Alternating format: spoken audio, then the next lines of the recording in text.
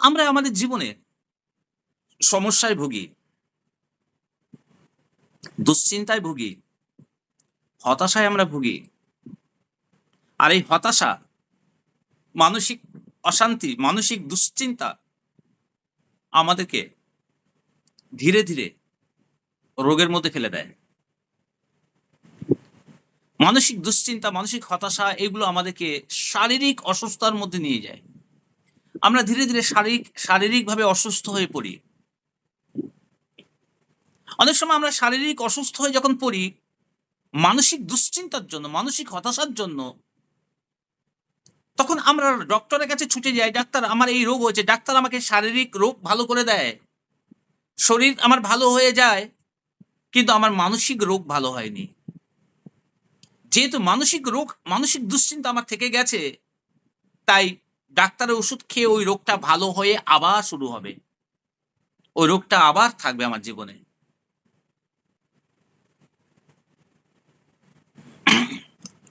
Solomon বলছে, হিতোপদেশ তার ২৩ তার ৭ পদে,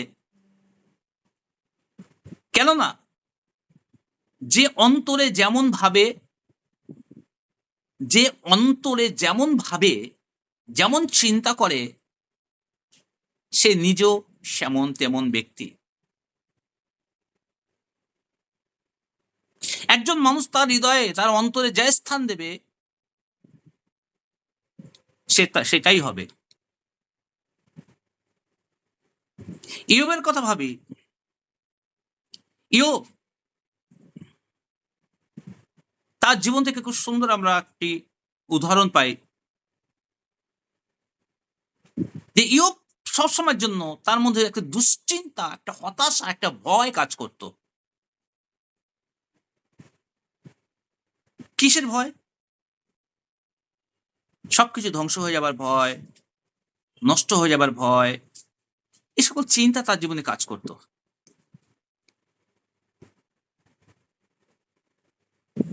তাই ইয়োব বলে তার ৩ তার ২৫ পদে, "আমি যাহা ভয় করি তাহাই আমার ঘটে।" এটা বাস্তবিক সত্য। ইয়োব বলছে, "আমি যাহা ভয় করি তাহাই আমার জীবনে ঘটে। আমি যার আশঙ্কা করি তাহাই আমার জীবনে উপস্থিত হয়।"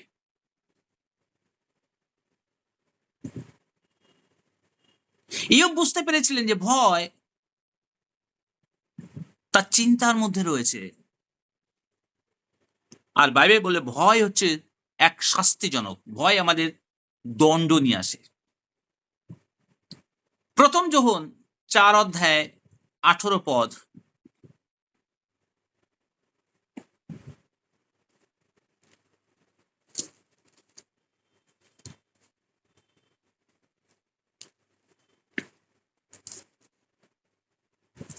১ম যোহন ৪ অধ্যায় ১৮ পদ।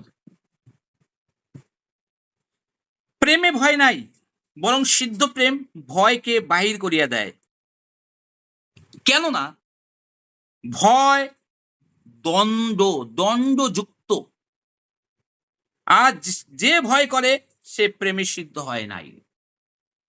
কি বলছে? ভয় দণ্ডযুক্ত। ভয় দণ্ড নিয়ে আসে। ভয় শাস্তিযুক্ত, শাস্তি নিয়ে আসে। ভয় ধ্বংসকারী। ভয় আমাদের জীবনে ধ্বংস করে দেয়। তাই যোহন তাই বলছে, প্রেমে ভয় নাই, কিন্তু ভয় হচ্ছে দণ্ডযুক্ত। ভয় হচ্ছে দণ্ডযুক্ত, ধ্বংসকারী।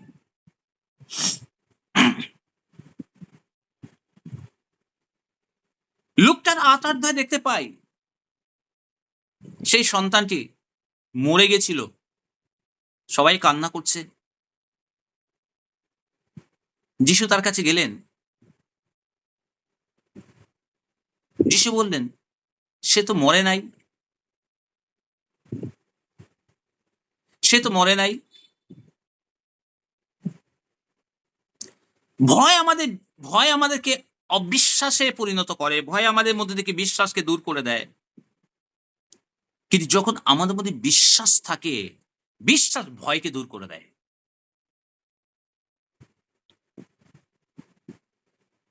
সেই ব্যক্তি মারা গেছে, সবাই জানে মারা গেছে। যিশু বললেন সে তো মরে নাই। বিশ্বাস আমাদের জীবনে আশা নিয়ে আসে। বিশ্বাস আমাদের জীবনে পুনরায় পথে চলতে সাহায্য করে। বিশ্বাস আমাদেরকে ভেঙে পড়া জীবনকে আবার উঠে দাঁড় করিয়ে আবার সোজা হয়ে চলতে সাহায্য করায়। অর্থাৎ যখন আমরা ভয়ের মধ্যে থাকি, দুশ্চিন্তার মধ্যে থাকি, হতাশার মধ্যে থাকি, কেন? কারণ আমাদের মধ্যে বিশ্বাস নেই। আমাদের মধ্যে বিশ্বাস নেই। আমি অভাবগ্রস্ত। আমার এই অভাবগ্রস্ত অবস্থা আমার কোনদিন এখান থেকে আমি ভালো হতে পারবো না। আমি কোন সময় উঠে দাঁড়াতে পারবো না। আমার মধ্যে নেগেটিভ বিশ্বাস মনের মধ্যে ভরে রয়েছে। আর এই নেগেটিভ বিশ্বাসে আমি আমি আমি আমি আর উঠে দাঁড়াতে পারবো না বা আমি রোগে পড়েছি। ডাক্তার বলেছে এই রোগের কোন চিকিৎসা নেই। আ এই রোগে সে মারা পড়বে। আর তখন আমার মনের মধ্যে আরো দুশ্চিন্তা, হতাশা প্রবলভাবে বাসা বাঁধে। আর আমার মধ্যে নেগেটিভ চিন্তা ভাবনা কাজ করতে শুরু করে। নেগেটিভ চিন্তাভাবনা কাজ করতে শুরু করে তার মানে হচ্ছে গিয়ে আমার মধ্যে আর বিশ্বাস নেই। আমি বিশ্বাস থেকে পড়ে গেছি। বিশ্বাস থেকে আমি শেষ হয়ে গেছি। আমি আর বিশ্বাস করতে পারছি না যে আমি এখান থেকে সুস্থ হতে পারি কারণ ডাক্তারও বলে দিয়েছে। আমি আর বিশ্বাস করতে পারছি না যে আমি আমার এই যে অর্থনৈতিক সংকট এখান থেকে আমি আবার উঠে দাঁড়াবো সেটা সম্ভব নয়। কারণ আমার মধ্যে আর বিশ্বাস নেই যে আমি উঠে দাঁড়াতে পারবো। কারণ আমার মধ্যে এইটা এসেছে যে আমি উঠে দাঁড়াতে পারবো না। নেগেটিভ ভাবনা আমার মধ্যে কাজ করছে। কিন্তু বিশ্বাস কি বলে? বিশ্বাস বলে তুমি সবল হবে। বিশ্বাস বলে তোমার আবার প্রাচুর্য, সম্মান আসতে চলেছে। বিশ্বাস বলে এই রোগ তোমার শরীর থেকে চলে যাবে, তুমি সুস্থ হবে, তুমি আগের মতো জীবনযাপন করবে। বিশ্বাস আমাদেরকে পজিটিভ সাইড, বিশ্বাস আমাদের জীবনে আশা নিয়ে আসে, বিশ্বাস আমাদের জীবনে শক্তি নিয়ে আসে, বিশ্বাস আমাদের সবল করে, আর বিশ্বাস আমাদের জীবনে ঈশ্বরকে সাহায্য করে। ঈশ্বর তুমি আমার জীবনে কাজ করো, আমি বিশ্বাসে আছি। তাই সে ব্যক্তি যখন মারা গেছে এটা স্বাভাবিক। মারা যাওয়া মানে হতাশা, নিরাশা, এ আর বাঁচবে না, এ শেষ হয়ে গেল, একে আর দেখা যাবে না। কিন্তু প্রভু বললেন, "সে তো মরে নাই। সে তো মরে নাই।" অর্থাৎ এই যে প্রভু বললেন, "সে তো মরে নাই", যে বাক্যটা তিনি ঘোষণা করলেন, আমাদের জীবনে যা কিছু মরে গেছে, আমাদের জীবনে যা কিছু মরে গেছে, আপনার পরিবারের মধ্যে যা কিছু মরে গেছে, হতে পারে পরিবারের মধ্যে ভালোবাসা মরে গেছে, হতে পারে পরিবারের মধ্যে আর্থিক স্বাচ্ছল্যতা মরে গেছে, হয়তো পরিবারের মধ্যে মানসিকভাবে মানুষেরা মরে গেছে বা অন্যান্য কিছু দিক থেকে মরে গেছে। মানে একে আর ফেরানো যাবে না, মরে গেছে। আপনি কি আপনার মুখ খুলে, আপনি বিশ্বাসে পরিপূর্ণ হৃদয়ে আপনি কি মুখ থেকে জোরে উচ্চারণ করে বলবেন, "না, আমার আর্থিক অবস্থা মরেনি। না, আমার শরীরে শারীরিক রোগগ্রস্ত এতে আমি মরব না। না, আমার পরিবারে যে সমস্যা রয়েছে সেটা মরেনি। সব পুনরুদ্ধার হতে চলেছে।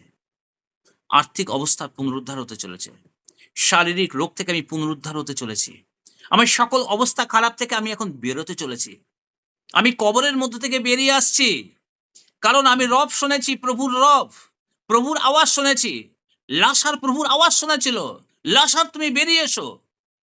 আমিও প্রভুর বাক্যের রব শুনতে পেরেছি। প্রভুর বাক্য আমাকে ঘোষণা করছে, "তুমি মরনি।" প্রভুর বাক্য ঘোষণা করছে, "তোমার আর্থিক অবস্থা থেকে তুমি ফিরতে চলেছ। তোমার এই খারাপ অবস্থা থেকে তুমি বেরোতে চলেছ।"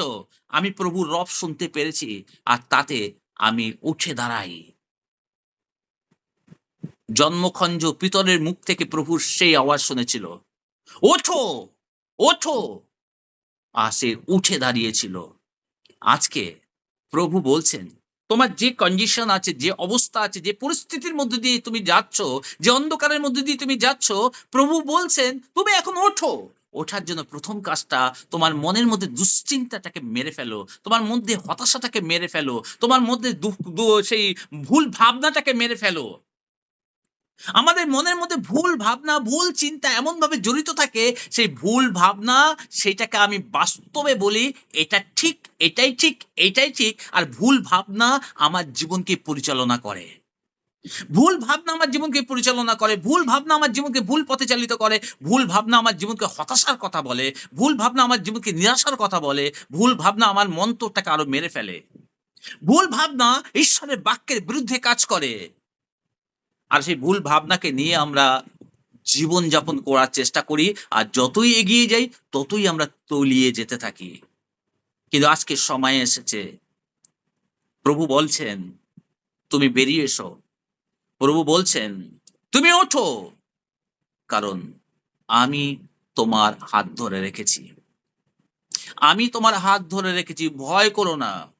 আমি তোমার সঙ্গে, সঙ্গে আছি, ভয় করো না।"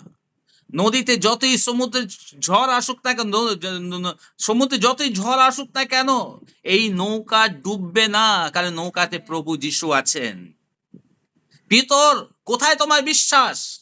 কেন তুমি ভয় করছো? প্রভু সঙ্গে, সঙ্গে আছেন। আমরা কি বিশ্বাস করি প্রভু আপনার সঙ্গে আছেন? আপনি যদি বিশ্বাস করেন প্রভু আপনার সঙ্গে আছে, তাহলে প্রভুকে কাজ করতে দিন। কেন আপনার মনের মধ্যে যে ভাবনাটা আছে, সেই ভাবনার উপরে আপনি নির্ভরশীল হচ্ছেন? কেন আপনার মধ্যে যে দুশ্চিন্তা হয়ে গেছে, সেই দুশ্চিন্তাকে আপনি বাস্তবে সত্য বলে মেনে নিচ্ছেন?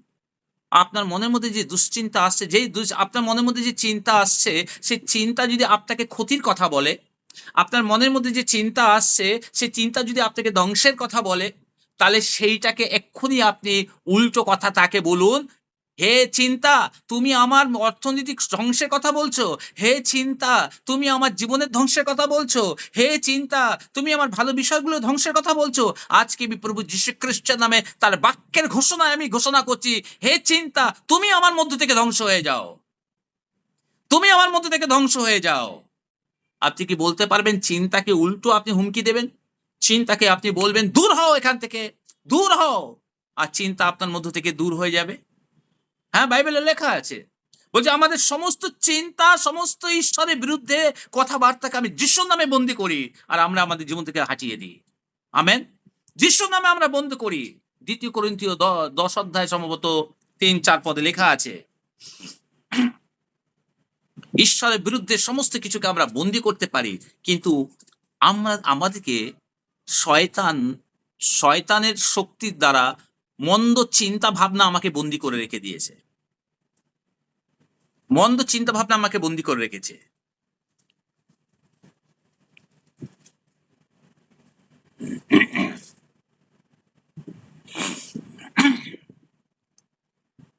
আমাদের সমস্ত ভাবনাগুলোকে প্রতিরোধ করতে হবে।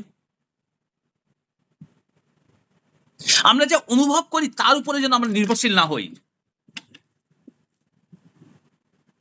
কিন্তু বাক্যের উপরে নির্ভরশীল হব। আমরা যখন হতাশা, নিরাশা হয়ে যাই, সে হতাশা, নিরাশা যেন আমাদের পরিচালক না হয়। আমাদের দুশ্চিন্তা যেন আমাদের পরিচালক না হয়।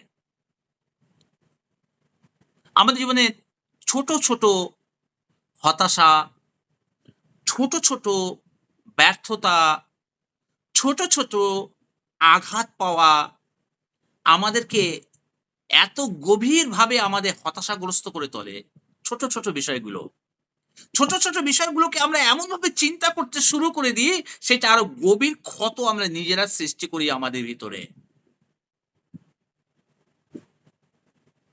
এবং এই ছোট, ছোট বিষয়গুলোকে নিয়ে আমরা এতই চিন্তা করে আমরা আমাদেরকে ভাঙতে থাকি এবং ভয়ের মধ্যে জীবনযাপন করে এক অসুস্থতার কারণ হয়ে যাই আমরা।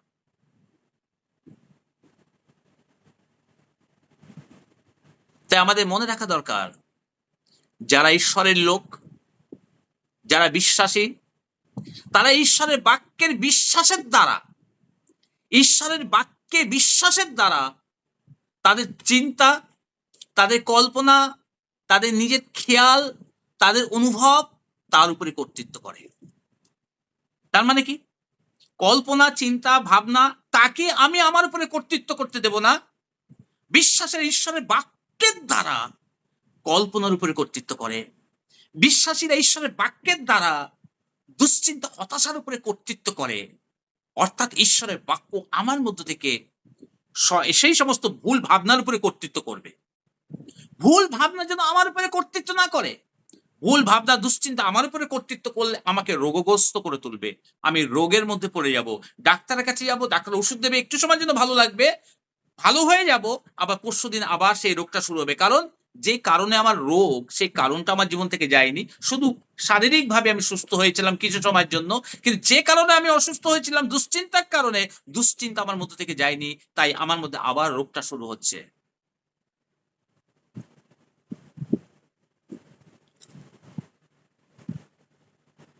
ঈশ্বরের বাক্য হচ্ছে নির্ভরযোগ্য, ঈশ্বরের বাক্য হচ্ছে সত্য, কিন্তু আমাদের দুশ্চিন্তা এগুলো হচ্ছে মিথ্যা।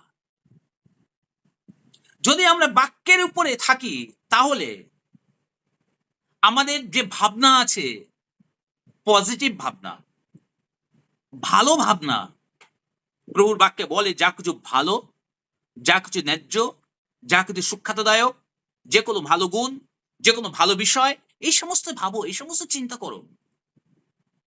সেইগুলো চিন্তা করো না যে চিন্তাগুলো তোমার জীবনে ক্ষতি করতে পারে, তোমার জীবনকে একটি জড় পদার্থ করে দিতে পারে, একটা পাথরের মতো করে দিতে পারে, ওই ভাবনাগুলো নয়। কিন্তু বিশ্বাসীরা ঈশ্বরের বাক্যকে নিয়ে সেই ভুল ভাবনার উপরে আঘাত নিয়ে আসে। বিশ্বাসের ঈশ্বরের বাক্যের দ্বারা ভুল ভাবনার উপরে আঘাত নিয়ে আসে না। প্রভুর বাক্যে কি বলছি? ঈশ্বরের বাক্য দ্বিধার তলোয়ার। ঈশ্বরের বাক্য দ্বিধার তলোয়ার। কি করি ঈশ্বরের বাক্যের দ্বারা? ঈশ্বরের বাক্যের দ্বারা আমরা সমস্ত ভুল ভাবনাগুলোকে আঘাত করি। মনে রাখি যখন দুশ্চিন্তা হতাশাগ্রস্ত হই, ফিলিপি পুস্তকে খুব ভালো বলছে, কোন বিষয় ভাবিত হইও না, কিন্তু সর্ব বিষয়ে প্রার্থনা বিনতি ধন্যবাদ সহকারে তোমার যাচনা সকল ঈশ্বরকে জ্ঞাত করো, তাতে সমস্ত চিন্তার ঊর্ধ্বে ঈশ্বরের শান্তি তোমার হৃদয় এবং মনকে রক্ষা করবে। কে রক্ষা করবে আমার মনকে? কে রক্ষা করবে আমার হৃদয়কে? ঈশ্বরের শান্তি। কিভাবে? যখন ধন্যবাদ প্রশংসা ঈশ্বরকে দেব, আর ঈশ্বরের বাক্যকে আমি আমার জীবনে কাজ করতে দেব। ঈশ্বরের বাক্য আমি পড়েছি, কিন্তু ঈশ্বরের বাক্যকে ব্যবহার করতে দিচ্ছি না আমার জীবনে। ঈশ্বরের বাক্যে যেমন লেখা আছে আমরা বলি, প্রভু তোমার বাক্য অনুসারে আমার জীবনে আমি কাজ করতে চাই। তোমার বাক্যকে আমি অনুমতি দিচ্ছি, তোমার বাক্য আমার জীবনে কার্যকরী হোক। যখন ঈশ্বরের বাক্যকে আমি আমার ভাবনার মধ্যে নিয়ে আসবো, তখন আমার আমার যে পজিটিভ ভাবনা, আমার যে সঠিক ভাবনাটা দুর্বল ছিল, সেই সঠিক ভাবনাটা সবল হবে। আর সঠিক ভাবনা সবল হবে কেন? আমি ঈশ্বরের বাক্যের উপরে বিশ্বাস করেছি। ঈশ্বরের বাক্য এই কথা বলে, আমি বাক্যের সঙ্গে একমত। আপনার জীবনে আপনি কার সঙ্গে একমত হবেন? ঈশ্বরের বাক্যের সঙ্গে? না আপনার দুশ্চিন্তার সঙ্গে? না হতাশার সঙ্গে? যখন দুশ্চিন্তা হতাশাগুলো আমাদের ক্ষতির কথা বলে, আমরা আমাদের মনের মধ্য থেকে আমরা এক হয়ে যাই। এটাই ঠিক, এটাই ঠিক, এটাই ঠিক, এটাই হবে, এটাই হবে। আমি আর এখান থেকে মানে আমি তার সঙ্গে এগ্রি হলাম। আমার ভুল ভাবনার সঙ্গে আমি এগ্রি হলাম। ভুল ভাবনার সঙ্গে আমি একমত হলাম। মনে রাখি, দুজন যখন একমত হবে সেখানে কেউ তাকে ভাঙতে পারবে না। সেটা শেষ হয়ে যাবে। আর সেটাই সাকসেস হবে। সেটা হতে পারে ক্ষতি, সেটা হতে পারে ভালো। দুজন যদি একমত হয়ে ক্ষতির চিন্তা করে, ক্ষতি হয়ে যাবে। দুজন যদি একমত হয়ে ভালো চিন্তা করে, ভালো হয়ে যাবে। দুজন একসঙ্গে যেখানে হবে সেখানে সে শক্তিশালী হয়ে যায়। তাহলে আমি কার সঙ্গে একমত হচ্ছি? আমার দুশ্চিন্তার সঙ্গে? আমার হতাশার সঙ্গে? যদি আমি দুশ্চিন্তা, হতাশার সঙ্গে একমত হয়ে যাই, তাহলে তার রক্ষা নেই। আপনার জীবনকে সে নাশ করিয়েই ছাড়বে। কারণ আপনার দুজনে একমত হয়েছেন। কিন্তু যদি আপনি ঈশ্বরের বাক্যের সঙ্গে একমত হয়ে যান, ঈশ্বরের বাক্য আমাদের বিশ্বাসের কথা বলে, ঈশ্বরের বাক্য আমাদের শক্তির কথা বলে, ঈশ্বরের বাক্য আমাদের বিজয়ের কথা বলে, ঈশ্বরের বাক্য উঠে দাঁড়াবার কথা বলে, ঈশ্বরের বাক্য আপনাকে নতুন আশা দেখায়, ঈশ্বরের বাক্য আপনাকে নতুন জ্যোতি দেখায়, ঈশ্বরের বাক্য বলে তোমার জীবনে আশীর্বাদ আসতে চলেছে। যদি আপনি ঈশ্বরের বাক্যের সঙ্গে একমত হন, ঈশ্বরের বাক্য এবং আপনি একসঙ্গে হন, তাহলে কারো সাধ্য নেই আপনার জীবনকে নাশ করবে। কারণ আপনি ঈশ্বরের বাক্যের সঙ্গে একমত হয়েছেন। আর ঈশ্বরের বাক্যের সঙ্গে একমত হওয়ার অর্থ কি? ঈশ্বরের বাক্যকে, ঈশ্বরের বাক্য বলতে কাকে বলা হয়েছে? আদিতে বাক্য ছিলেন, বাক্য ঈশ্বরের কাছে ছিলেন, সে বাক্যই ঈশ্বর ছিলেন। তাহলে বাক্য ঈশ্বর মানে আমি ঈশ্বরের সঙ্গে একমত হয়েছি। যদি ঈশ্বরের সঙ্গে আমি একমত হই কিভাবে? বাক্যের মাধ্যমে। তাহলে কারোর সাধ্য নেই, কোন দুশ্চিন্তার সাধ্য নেই, কোন হতাশা আপনার কাছে আসতে পারবে না। শয়তানের থেকে, শয়তান যত বড় শয়তান হোক না কেন, পৃথিবীর সমস্ত শয়তান যদি এক দলবদ্ধ হয়েও আপনার সামনে দাঁড়ায়, কিচ্ছু করতে পারবে না। আপনার একটা চুল মাখা করতে পারবে না। বলি হালেলুয়া। কারণ প্রভুর সঙ্গে আপনি একমত হয়েছেন, বাক্যের সঙ্গে আপনি একমত হয়েছেন। বাক্য যদি একমত হন, বাক্য যেমন শক্তিশালী, আপনিও বাক্যের শক্তির গুণ, বাক্যের শক্তির গুণ আপনার মধ্যে আসবে এবং আপনার হৃদয় এবং মন সংযত থাকবে। বাক্যের গুণ তো জানি আমরা। বাক্যের গুণ যিশু বাক্যের দ্বারা ধমক দিল, শয়তান পালিয়ে গেল। ঈশ্বর বাক্যের দ্বারা বিশ্ব ব্রহ্মাণ্ড সৃষ্টি করে ফেললো। যে ঈশ্বর বাক্যের দ্বারা বিশ্ব ব্রহ্মাণ্ড সৃষ্টি করেছে, যে ঈশ্বর বাক্যের দ্বারা সূর্য চন্দ্র সৃষ্টি করেছে, ঈশ্বরের বাক্য আপনি ঘোষণা করবেন নতুন সৃজনশীলতার জন্য। নতুন সৃজনশীল মানে নতুন সৃষ্টির জন্য। আপনার মনকে, আপনার হৃদয়কে, আপনার জীবনকে ঈশ্বর নতুন ভাবে সৃষ্টি করবে। আর নতুন ভাবে সৃষ্টি করবে এই কথাটা ঈশ্বর ঘোষণা করবে না। ঈশ্বর তো সৃষ্টি করেছেন, ঈশ্বর সৃষ্টি করেছেন, ঈশ্বর আপনাকে প্রতিনিধি হিসেবে রেখেছে, ঈশ্বরের প্রতিনিধি। এবার আপনার মুখ থেকে আপনি ঈশ্বরের মতো কথা বলবেন। আপনি বলবেন আমার জীবনে নতুন কিছু সৃষ্টি হচ্ছে, আমার মধ্যে নতুন কিছু সৃষ্টি হচ্ছে। আর যখন নতুন কিছু সৃষ্টি হচ্ছে কিসের দ্বারা? ঈশ্বরের বাক্যের দ্বারা আপনি বলবেন নতুন কিছু সৃষ্টি হচ্ছে আমার জীবনে। আর দেখবেন আপনার মধ্যে নতুন কিছু সৃষ্টি হতে চলেছে। বলি হালেলুয়া। সবসময় মনে রাখি,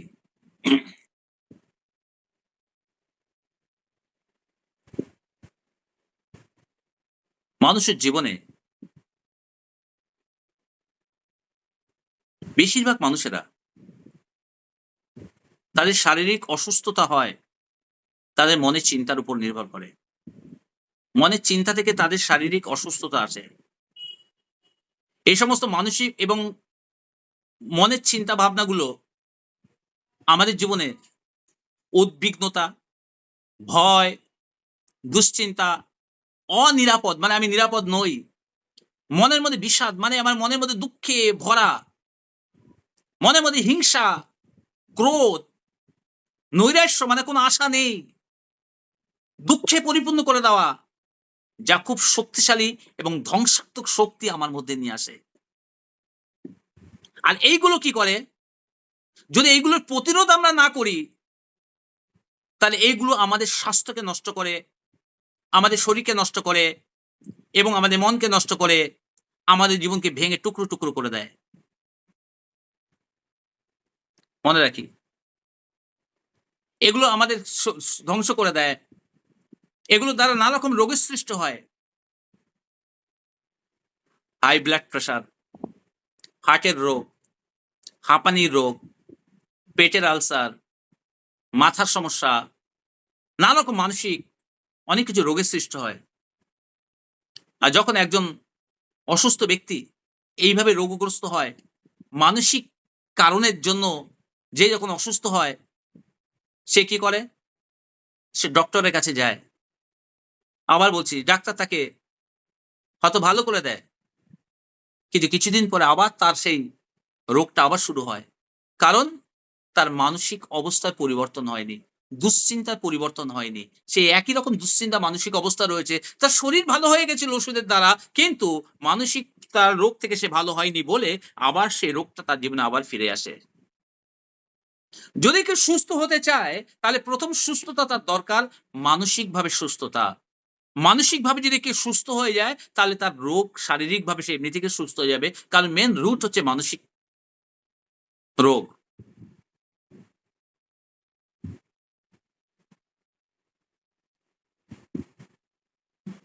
কিভাবে আমরা মানসিক রোগ, মানসিক দুশ্চিন্তা থেকে আমরা মুক্তি পেতে পারি? অনেকগুলো কথা বললাম যদিও। আরো কয়েকটি বিষয় আমরা দেখি।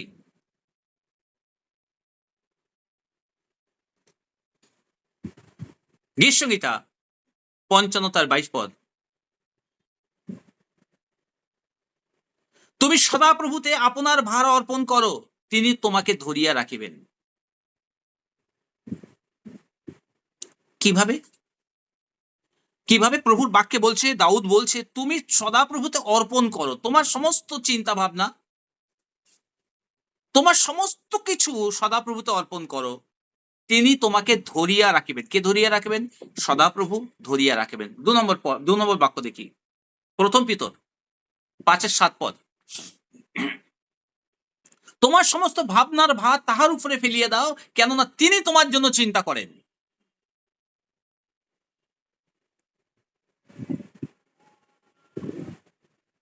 যখন আমরা সমস্ত জীবনটা আমরা প্রভুর হাতে অর্পণ করি, তখন আমরা, যে ব্যক্তি প্রভুর কাছে নিজেকে অর্পণ করে, সেই ব্যক্তি প্রভুর সম্পত্তি হয়ে যায়। আর প্রভু তার সম্পত্তিকে রক্ষা করতে সমর্থ। বলি আমেন। আপনি যখন কোনো সম্পত্তি অর্জন করেন, আপনার সম্পত্তি আছে, স্থাবর, অস্থাবর অনেক কিছু আছে, সোনা, গয়না, টাকা পয়সা। আপনার সোনা, গয়না, টাকা পয়সা আপনি রক্ষা করেন? আপনি কি সুরক্ষিত রাখেন? না যেখানে সেখানে ফেলে রাখেন? না। যেহেতু আপনার সম্পত্তি, তাই আপনি যখন ঘর থেকে বেরোবেন, ঘরে ভালো করে লক করে যাবেন, ভালো করে তালা দিয়ে যাবেন, সিসি ক্যামেরা লাগিয়ে রাখবেন। যদি কোন রকমভাবে কেউ ভেঙেও দেয় যেন ধরা পড়ে যায়। আপনার সম্পত্তি যেন কেউ নিয়ে পালিয়ে যেতে না পারে। নিয়ে গেলেও আপনি তা যেন আবার ফিরে পেতে পারেন। কারণ ওটা আপনার সম্পত্তি। আপনার সম্পত্তি আপনার অধিকারে থাকে। আপনার সম্পত্তি অন্য কেউ ওখানে করবে না, পাহারা দেবে না।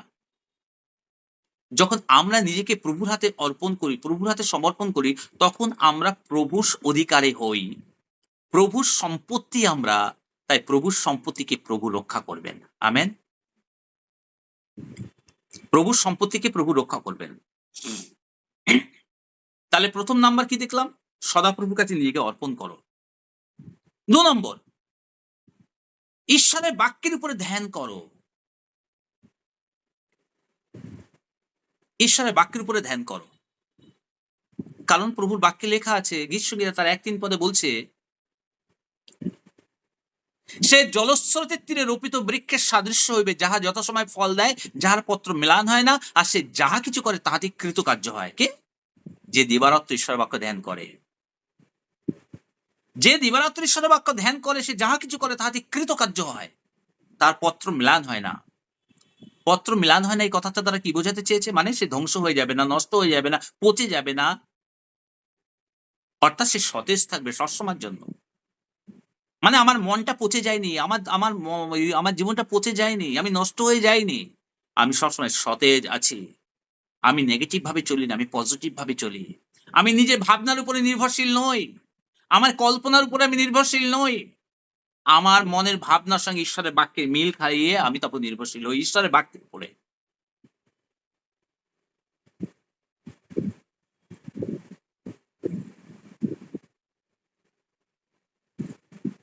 ঈশ্বরের বাক্য সম্পর্কে, ধ্যান সম্পর্কে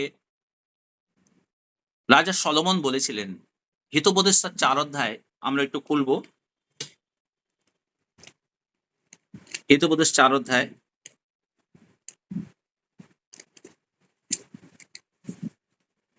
২০ পদ থেকে আমি পড়ছি। বৎস, আমার বাক্যে অবধান করো, আমার কথায় কর্ণপাত করো। তাহা তোমার দৃষ্টির বহির্ভূত না হোক, তোমার হৃদয়ের মধ্যে তাহা রাখো। কোথায় রাখো? হৃদয়ের মধ্যে তাহা রাখো। কেননা যাহারা তাহা পায়, তাহার পক্ষে তাহার জীবন, তাহা তাহাদের সর্বাঙ্গের স্বাস্থ্য স্বরূপ বলি। আমেন। কোথাকার স্বাস্থ্য স্বরূপ? সর্বাঙ্গের স্বাস্থ্য স্বরূপ। অর্থাৎ শরীর, মন, হৃদয়, সর্বাঙ্গ। কিসের দ্বারা? ঈশ্বরের বাক্য। সলোমন বলেছেন ঈশ্বরের বাক্য আমাদের সর্বাঙ্গের স্বাস্থ্য স্বরূপ। তাই সমস্ত কিছু রক্ষণীয় অপেক্ষা তোমার হৃদয় রক্ষা করো, কেননা তাহা হইতে জীবনের উদ্গম হয়। আমাদের হৃদয়টাকে রক্ষা করতে হবে, এর মধ্যে যেন ওই সমস্ত আগাছাগুলো ঢুকে না যায়, অপরিচিত বিষয়গুলো ঢুকে না যায়, যে এগুলো ঢুকে আমার হৃদয়ের মধ্যে এসে আমার উপরে কর্তৃত্ব করে। মানে ব্যাপারটা হচ্ছে এরকম, বাইরে থেকে কেউ এসে আমার পরিবারের উপরে কর্তৃত্ব করছে, ধ্বংস করার জন্য, ভুল করার জন্য। ব্রিটিশ এসে আমাদের ইন্ডিয়া কব্জা করে নিয়েছিল। ঠিক একই রকম ভাবে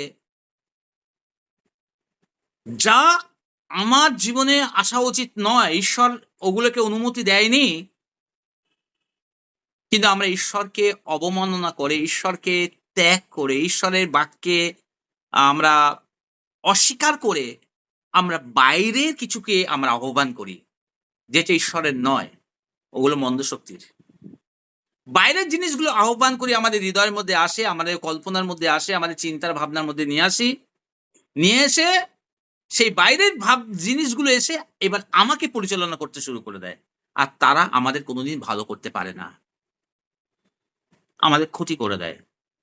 আপনার ভালো করতে পারে সেই যে আপনাকে সৃষ্টি করেছে, সেই আপনার সর্বাঙ্গের সুস্বাস্থ্যতা, সর্বাঙ্গের ভালো, আপনার জীবনে উত্তমতা একমাত্র তার কাছেই চাবি আছে, আর কারো কাছে নাই। বাকি যারা আসবে তারা লক খুলতে পারবে না। লকের উপরে হাতুড়ি দিয়ে বাড়ি মেরে লক ভেঙে দেবে। নষ্ট করে দেবে। তাই যার কাছে জীবনের চাবি তাকেই বলুন, "প্রভু তুমি আমার জীবনের সকল কিছু বন্ধ রাখবে, তুমি আমার জীবনে উন্মুক্ত করবে।" অন্য কেউ নয়। অন্য কারো কাছে চাবি নেই। তারা এসে শুধু হাতুড়ি বাড়ি মেরে জীবন নষ্ট করে দেবে। তাই অনেক সময় আমরা কি করি না? অনেকে মেকানিকের কাছে যাই। আমি বাইক নিয়ে যাই মেকানিকের কাছে। কিছু মেকানিক আছে তাদের কাছে ভালো যন্ত্রাংশ আছে। তারা খুব সুন্দরভাবে খোলে এবং লাগিয়ে দেয়। আবার কিছু মেকানিক আছে ওদের কাছে কিচ্ছু বোঝে না। হাতুড়ি দিয়ে শুধু বাড়ি মারছে, ভেঙে ফেলছে।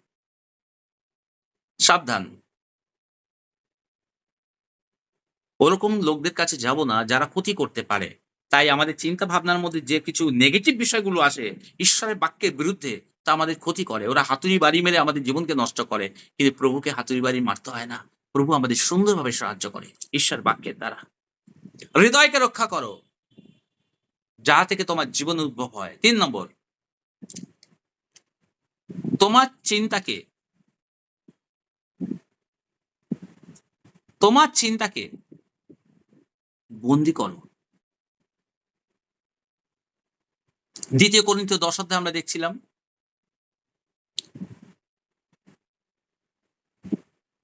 ২ করিন্থীয় ১০ অধ্যায় খুব সুন্দর পদ। আমি আবার পড়ছি।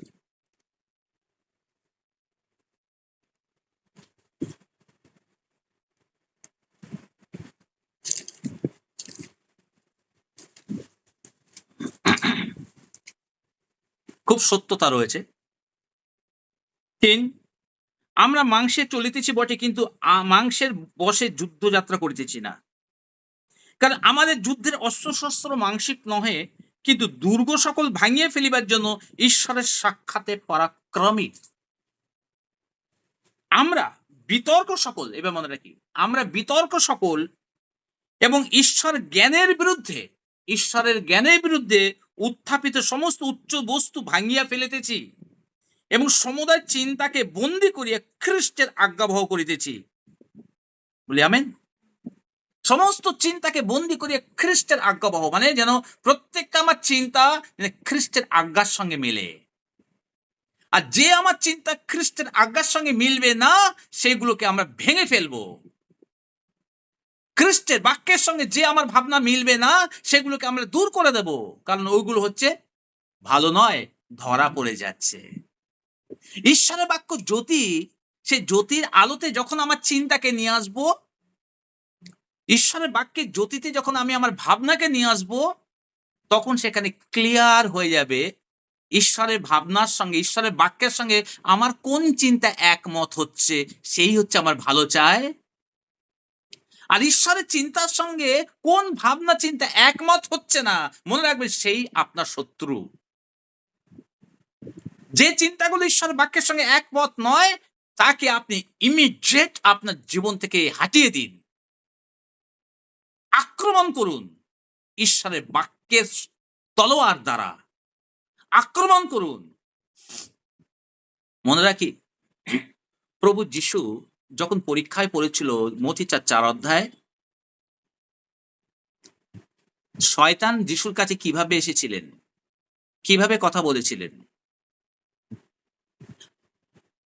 হবার কাছে যখন এসেছিল শয়তান, তখন শয়তান সাপের ছদ্মবেশে এসেছিল। কিন্তু যিশুর কাছে যখন মথি ৪ অধ্যায় শয়তান আসলো, তুমি যদি ঈশ্বরের পুত্র হও, সেই কথাগুলো কোথায় বলেছিল, কিভাবে বলেছিল? মনে রাখি, আকাশ থেকে ভেসে আসি এরকম কিচ্ছু লেখা নেই। আমাদের মন হচ্ছে গিয়ে খোলা বারান্দা। মনের মধ্যে যে কেউ ঢুকে যায় তাতে কোনো ক্ষতি নেই। সেখানে সে কথা বলতে পারে। আমি বলেছিলাম মনের মধ্যে সাধারণত ৩ ভাবে কথা হয়। মনের মধ্যে ঈশ্বর কথা বলে, অর্থাৎ পবিত্র আত্মা কথা বলে। মনের মধ্যে আমরা নিজে ভাবি অনেক কিছু, কল্পনা করি। আবার মনের মধ্যে এসে শয়তানও কল্পনা দেয়, শয়তানও কথা বলে। তাই মনের মধ্যে শয়তান এসে যখন কথা বলবে, তুমি তো ঈশ্বরের পুত্র, তুমি তো এই, চলো না এইটা করো হয়ে যাবে, ওইটা করো হয়ে যাবে, ছাড়ো না এইভাবে চলো, কোনো ব্যাপার নয়। আমরা দেখে নেব মনের মধ্যে যে কথাগুলো হচ্ছে সেটা ঈশ্বরের বাক্যের সঙ্গে একমত কিনা। যদি একমত হয় তখন আমি বুঝবো এটা সত্য, যেটা একমত নয় সেটা বলবো মিথ্যা। আমরা আমাদের মনের মধ্যে যে ভাবনাগুলো আসে, আমরা ঈশ্বরের বাক্যের সঙ্গে একমত হওয়ার জন্য আমরা মিল খাওয়াবার চেষ্টা করি না। আমরা আমাদের মধ্যে যে কল্পনাটা আসে, সেই কল্পনাটাকে আমাদের স্বপ্নর সঙ্গে মিল খাওয়াবার চেষ্টা করি। আমার স্বপ্ন এরকম, আমার স্বপ্ন এরকম, আমি এই হতে চাই। আর আমার মধ্যে কল্পনা আসলো, আমি তখন তার সঙ্গে মিল খাইয়ে বলি, হ্যাঁ, এটাই আমার স্বপ্ন, এটাই আমার ইচ্ছা। আর আমার মধ্যে কল্পনা ওটাই আসছে। আমি একমত হয়ে যাই। মনে রাখবো, আপনার জীবন নাশ হয়ে যেতে পারে, সেটা ভুল হয়ে যেতে পারে। কল্পনার সঙ্গে আপনি একমত হবেন না, আপনার স্বপ্নের সঙ্গে আপনি একমত হবেন না।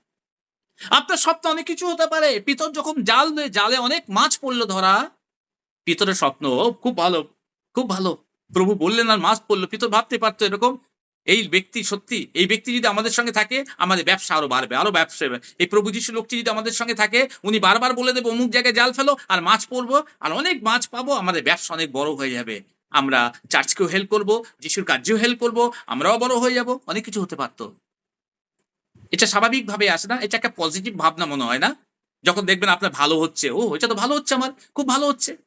মনে রাখি, কোনটা ভালো হচ্ছে কি খারাপ হচ্ছে ওর উপরে নির্ভরশীল আমরা হব না। আমরা নির্ভরশীল হব প্রভুর বাক্যে কি বলছে। অনেক কিছু আপনার দৃষ্টিতে ভালো মনে হতে পারে। আপনার কল্পনায় ভালো মনে হতে পারে। অনেক কিছু আপনার কাছে ১ম এ সুস্বাদু লাগতে পারে, খুব টেস্টি লাগতে পারে। আপনি বললেন, "না, আমার কাছে ভালো লেগেছে। আমি বুঝেছি এটা। আমি নিজে টেস্ট করেছি। খুব টেস্টি।" টেস্ট করেছো মুখ থেকে জিভ দিয়ে, জিভ দিয়ে টেস্ট করার পর সেটা যখন পেটে যাবে না, বিষাক্ত হয়ে যাবে। তোমাকে জ্বালিয়ে শেষ করে দেবে। তুমি সেটা বুঝতে পারোনি। তোমার মুখে টেস্ট মিষ্টি লেগেছিল। কিন্তু পেটে গিয়ে বিষাক্ত তিক্ত হয়ে উঠেছে, সেটা তুমি বুঝতে পারোনি। অনেক কিছু আমাদের সামনে, আমাদের দৃষ্টিতে, আমাদের কল্পনায়, আমাদের ভাবনায় মনে হয় খুব ভালো, খুব ভালো, খুব ভালো। ওটা আমার কল্পনাতে। কিন্তু ঈশ্বরের বাক্যের আলোতে যখন নিয়ে আসবো, তখন দেখবেন আপনার উল্টো হয়ে যাচ্ছে।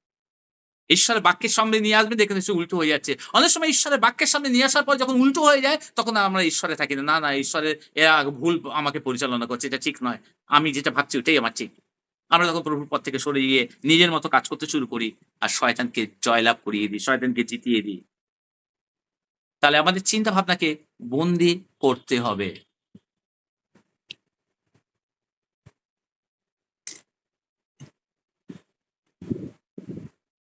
৪ নম্বর পয়েন্ট।